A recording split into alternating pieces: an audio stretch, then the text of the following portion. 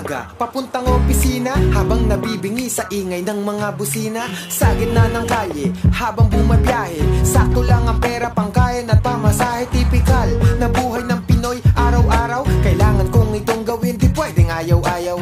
Dahil ang bulsa ko ay di pa napapaapaw. Sana kahit paano ako ay makahataw, porsigidong umangat.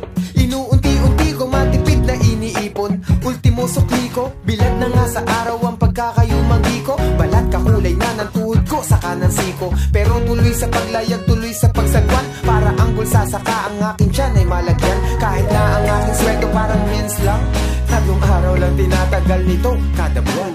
3 araw lang pala ako naging maligaya. Araw-araw paulit-ulit hanggang sumapit ang gabi. Araw-araw paulit-ulit, bukas ay ganun muli. Araw-araw paulit-ulit hanggang sumapit ang gabi.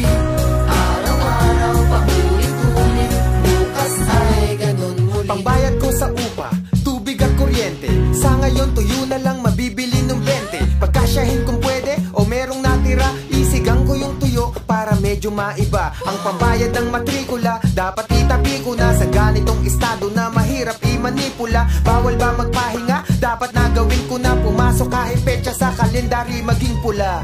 Kasi ay double pay, ganun pag holiday. Kayod kahit mamuti buhok na parang anime. Isipin na ngayon, yung bukas ay sakana. Kung bukas ay lagas o baka maging sagana. Kaya sana medyo mag-iba ang kapalaran, mapanatagal lubak sa daang nilalakaran. Ang buhay ko ay parang libro lamang, nasa bawat pahina paulit-ulit-ulit ang mga larawan. Araw-araw paulit-ulit hanggang sumapit ang gabi.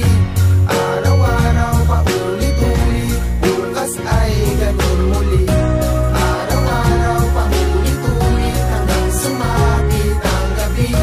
Araw-araw paulit-ulit, bukas ay ganun muli. Araw-araw halos lahat ng kayod ginawa, kung paulit-ulit ay nakakapagod din pala.